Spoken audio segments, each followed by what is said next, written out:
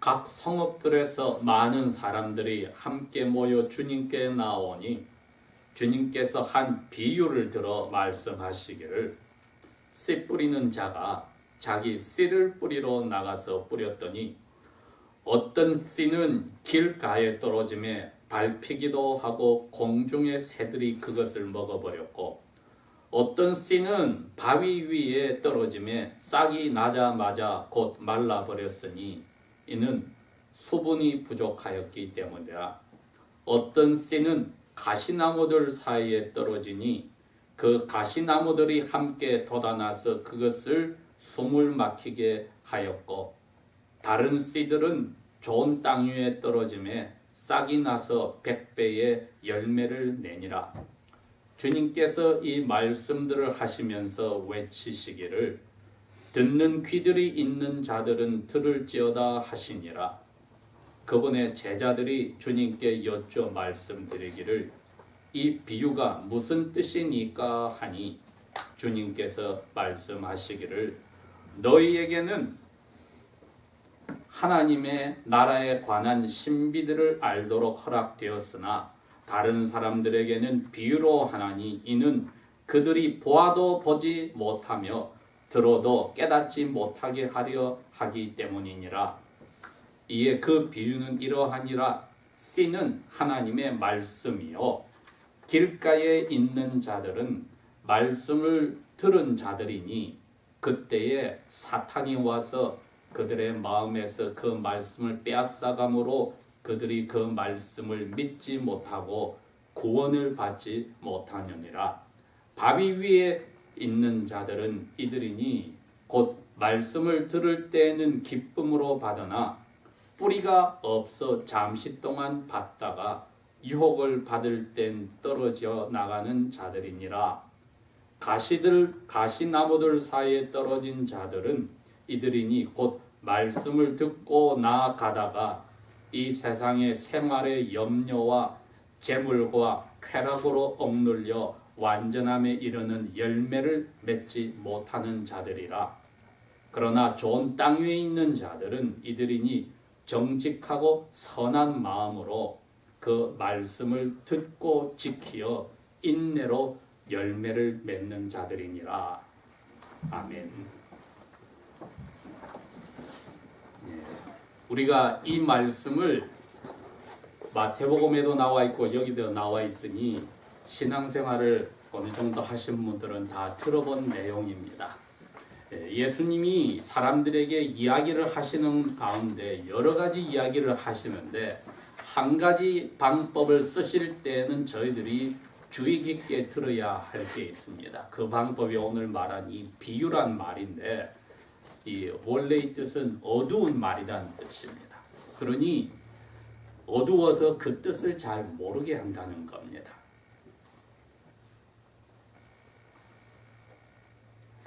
하나님 나라에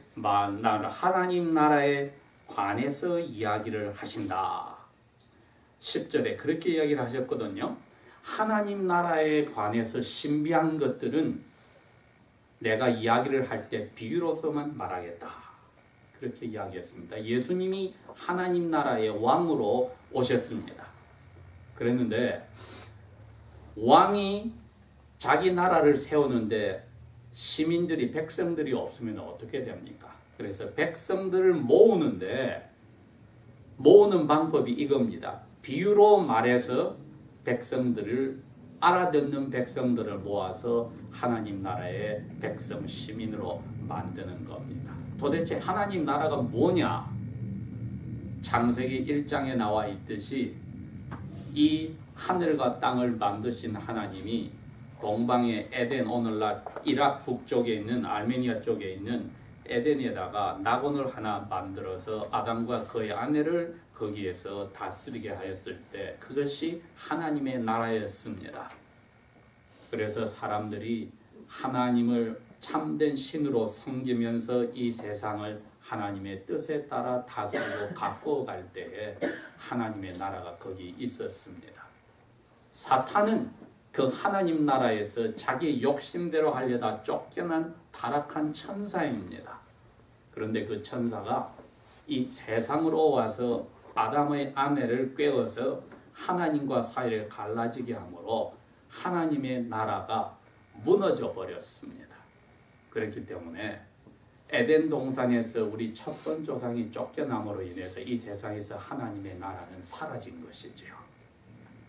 그러니 이제 하나님은 자기의 영광을 그대로 유지하기 위해서 하나님 나라를 회복하는 일을 곧바로 시작을 하셨습니다.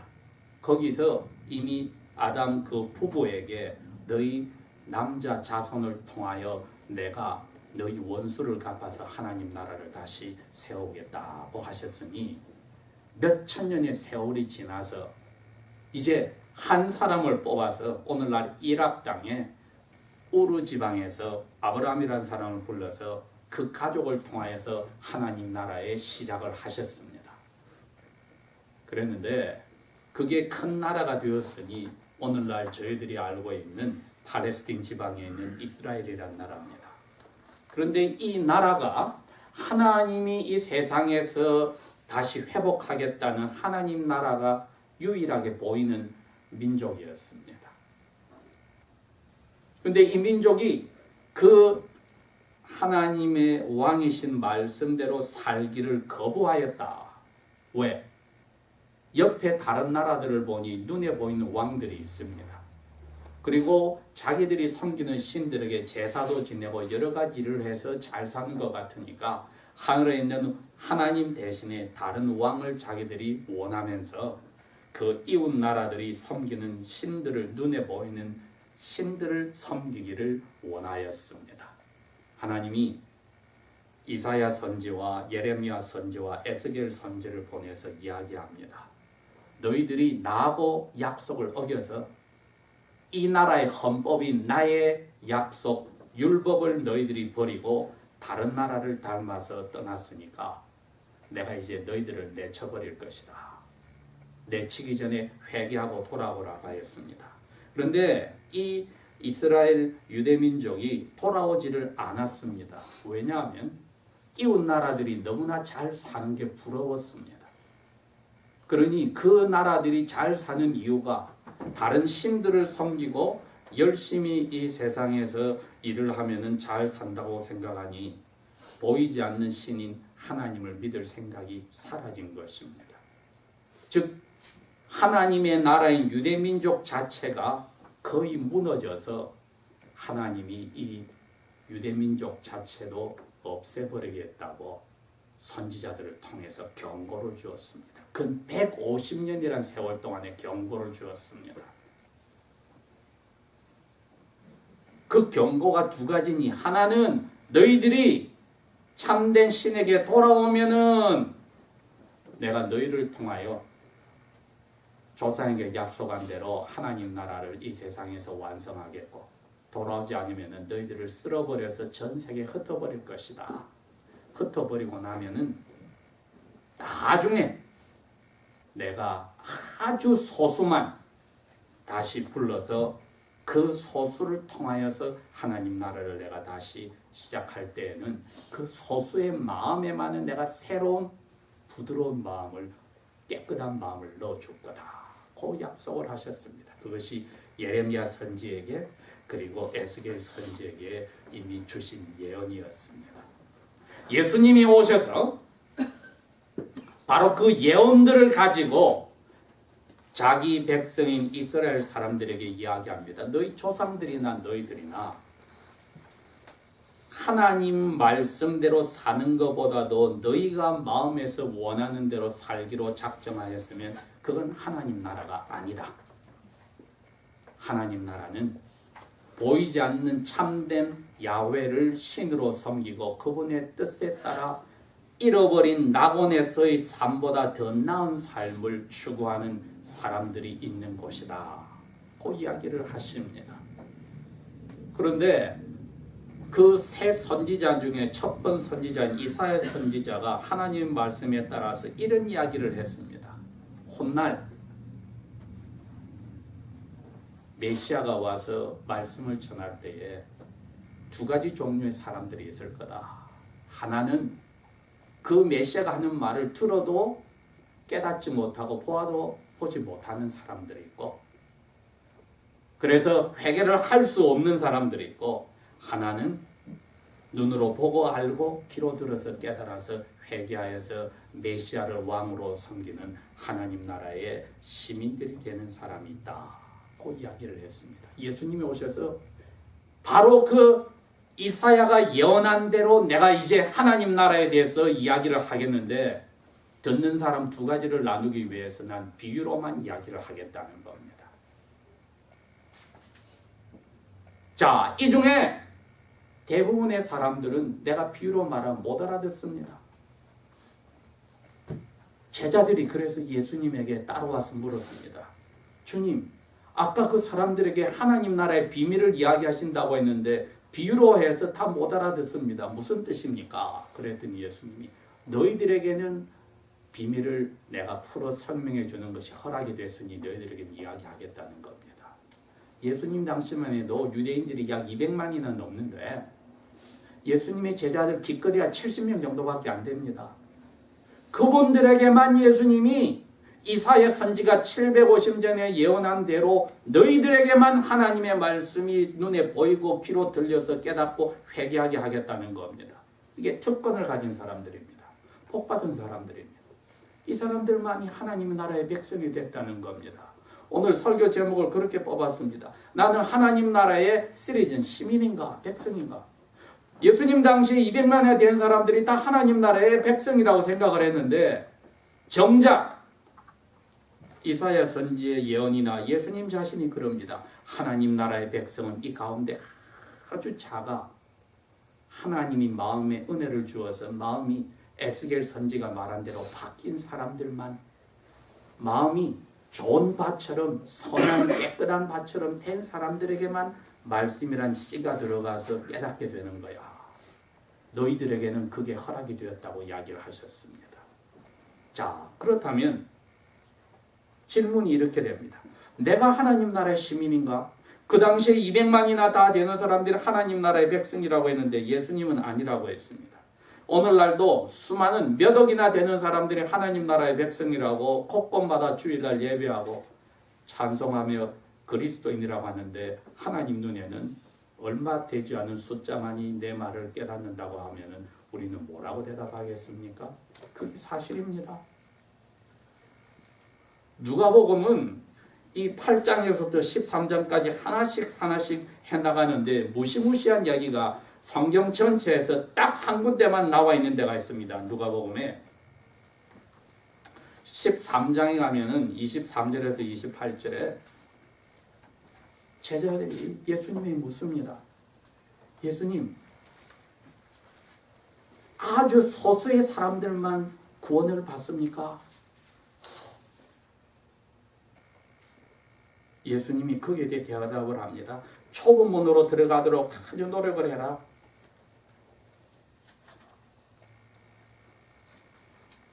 들어가고 싶어 하더라도 못 들어간 사람들이 많은데 일단 그 집주인이 일어나서 문을 닫아버리면은 밖에 있는 사람들이 아무리 문을 두드려도 집주인은 이 악한 게으른 사람아 나는 너희를 모른다고 말하실 때 너희들이 말할 거다. 우리가 주님하고 같이 식사도 하고 대접도 받고 거리에서 같이 전도도 하고 했는데요. 이 악을 행한 자들아 내가 너희들을 전혀 모른다. 바깥 어둠에 내쫓겨 슬피 불고 이를 갈미 있으리라고.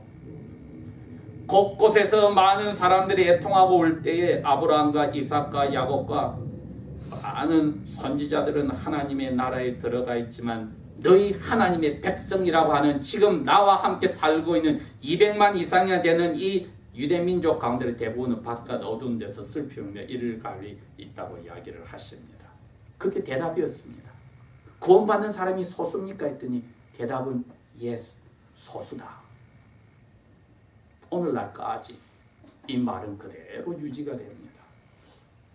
그래서 오늘 이 비유로 하신 말씀이 우리에게 왜 중요하냐 했더니 내가 그렇다면 하나님 나라의 시민이라고 했을 때 이것으로 충분하냐 했더니 충분하지가 않습니다. 예수님 당시 200만이나 다 하나님의 나라의 시민이었는데 예수님이 그 중에서 하나님 나라의 비밀을 알아듣는 사람이 극소수라고 했는데 은혜를 받은 사람만이 마음이 바뀐 사람만이 알아듣는다고 했는데 오늘도 아니나 다를까 이 예수님의 비유를 제자들에게 설명을 다 해주었을 때 우리처럼 다 알아들었는데 알아들었지만은 처음 세 종류의 마음밭과 같이 사는 사람들이 그리스도인들 가운데 많다면 이분들은 은혜를 받아서 선한 아름다운 깨끗한 옥토로 마음이 바뀐 게 아니더라는 겁니다.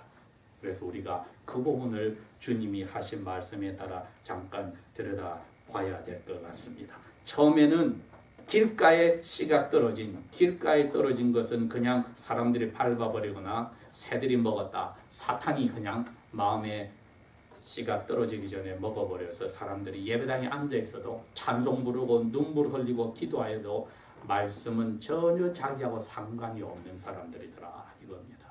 겉으로는 어릴 때 태어날 때 요한세례도 받고 어른이 되어서 세례를 받은 것 같아도 말씀하고 상관없이 사는 사람.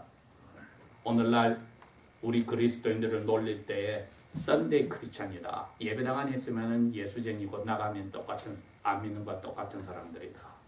말씀하고 상관없이 예수 믿는다는 게 그냥 문화의 하나, 컬처의 하나로 습관의 하나로 하는 사람들이다. 그 다음에 돌밭에 떨어져서 처음에 예수 믿을 때 기뻐하다가 뿌리가 내리지 않아서 조금 어려운 일이 생기고 예수 믿는다 해서 손해본다니까 그만둔 사람들이다. 세 번째는 가시덤불이 자라는 밑에 떨어져서 같이 자라다가 가시덤불에 막혀서 끝까지 자라지 못하여 열매가 없더라. 이 첫 세 종류의 모든 씨들은 열매를 맺을 수가 없었습니다. 그런데 오늘날도 우리가 그리스도인으로 산다고 할 때 이 세 종류 중에 있으면은 하나님의 은혜로 마음이 선하게 아름답게 바뀌지 않은 사람으로 예수님 당시에 그 수많은 몇백만의 사람들과 같이 예수님을 십자가에 못 박는 것이 당연하다고 부르짖는 자리에 있는 사람과 똑같다는 것입니다. 그러면 내가 하나님 나라의 시민은 분명한데 세례를 받았으니 이 은혜를 받은 사람이란 것을 어떻게 아느냐? 예수님이 우리 보고 지금 그것을 노리라는 겁니다. 내가 은혜를 받았다는 것을 어떻게 아느냐 했더니 특별히 세 번째를 보니까 예수님이 구체적으로 이야기를 하셨습니다. 말씀을 듣고 신앙생활을 하다가 14절에 이 세상에 살아가는데 사는데 걱정들을 할 일이 자꾸 생기더라. 그렇잖아요. 가만히 있어도 나무는 가만히 있어도 바람이 자꾸 불듯이 신앙생활을 그대로 하고 싶은데 자꾸 걱정할 일이 생기더라. 생활에서. 그 다음에는 돈을 모아야 되고 재산을 늘려야 되는 것 때문에 신경이 많이 쓰이더라. 세 번째는 재미있어야 되는 것. 오늘날 젊은이들이 금요일 저녁 토요일까지 재미있고 싶어하는 그 모든 것에 빠지는 것, 놓치고 싶지 않은 것들. 이것이 마음에 가득 들어 있어서 정신도 시간도 에너지도 다 거기를 투자를 하니까 받았던 말씀이 자랄 길이 없어요. 지금 그 이야기입니다. 그러니 대부분의 그리스도인들의 문제는 어디 있습니까? 이 세 번째 보는 겁니다. 내가 여기에 걸렸다면 나는 가짜라는 겁니다. 열매를 맺을 수가 없다는 겁니다. 자, 그러면 예수님이 열매를 맺는 마음이 무엇이냐 했더니 15절의 설명에 나와 있습니다. 정직하고 선한 마음으로 그 말씀을 들어서 깨닫고 나서 그것을 지켰다고 했습니다. 꼭 retain, 가지고 있었다. 떨어뜨리지 않고 가지고 있었다. 그 다음이 오래 참음으로 끝까지 견딤으로 열매를 맺었다고 했습니다. 왜? 바로 가시덤불과 같은 떨어졌을 때와 같은 일들이 똑같이 생겼다는 겁니다. 살아나가는데 생활에 걱정할 게 많았어. 돈을 만들어 나간 것 때문에 고민을 많이 했어. 그 다음에 또 재미있는 거 다른 사람들이 재미있게 사는 거 나도 그걸 하고 싶었어. 이 세 가지가 다 나에게 왔을 때에 내가 이것을 끝까지 말씀을 첫째로 해서 물리쳤다는 겁니다. 끝까지 이겼다는 겁니다.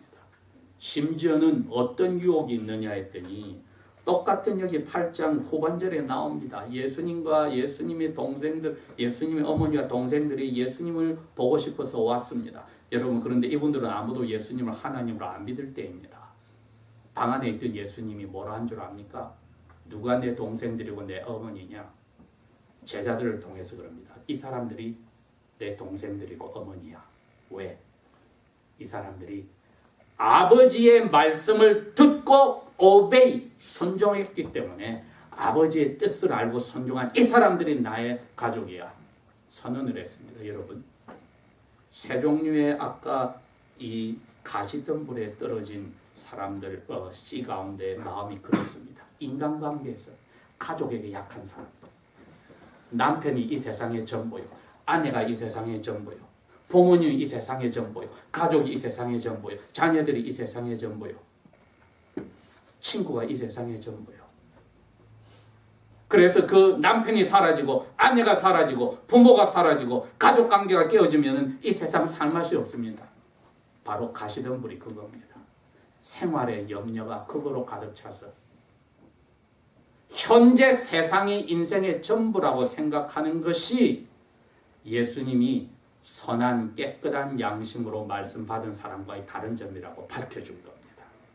현세가 전부라고 생각하면은 그것이 있고 없고에 따라서 자기의 불행이 왔다 갔다 하지만은 끝까지 말씀을 견디는 사람은, 위의 것을 찾는 사람은, 하나님 나라의 시민을 자기가 아는 사람은 왕이 자기를 데리러 와서 에덴 동산이 아니라 이 세상 전체가 새하늘과 새 땅으로 바뀌어서 하나님 나라가 되는 그 날을 기다리고 사는 사람은 끝까지 말씀을 놓치지 않고 우선순위가 무엇인지를 붙잡은 사람입니다. 여러분, 이것이 무서운 이야기 같지만 예수님 입으로 하신 이야기입니다.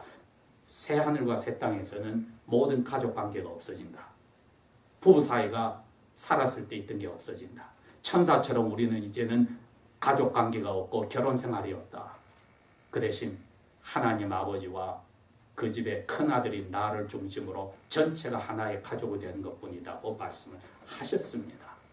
우리가 이 개념을 정확하게 잡았을 때야 그 소수의 무리에 들어가는 하나님의 은혜를 받은 사람의 끝까지 말씀을 깨닫고 견디는 사람입니다. 왜? 그 유혹 가운데는 부부 사이의 사랑의 유혹이 있고 부모와 자녀 사이의 유혹이 있고 가족 챙기는 유혹이 있거든요. 그걸 이기지 않으면은 하나님 나라의 참된 시민으로 은혜 받은 사람으로서 새하늘과 새 땅의 하나님 나라에 들어가지 못하는 불상사가 나온다는 겁니다.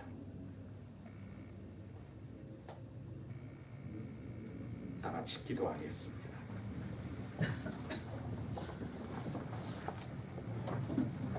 아버지 하나님, 아버지께서 이 세상을 곧 불태우려고 준비하시는 것 저희들에게 경고하여 주신 것을 감사합니다. 아들, 딸로 삼으셨다고 하셨으니 주께서 이 세상을 새롭게 만들어 우리를 데리러 오실 때까지 그 은혜 받은 자리에서 떨어지지 않도록 사랑으로 우리를 붙잡아 주시기를 원합니다. 생활의 염려와 재물의 염려와 재밌고 쾌락을 쫓는 그 모든 인간관계 염려에서 저희들이 하나님 나라에 들어가는 것을 밀쳐버리는 어리석은 자리에 가지 않도록 은혜 가운데서 저희들을 끝까지 붙들어 주십시오. 우리를 옥토로 만드신 아버지의 은혜가 낭비되어지지 않기를 원하니 기억하여 주십시오.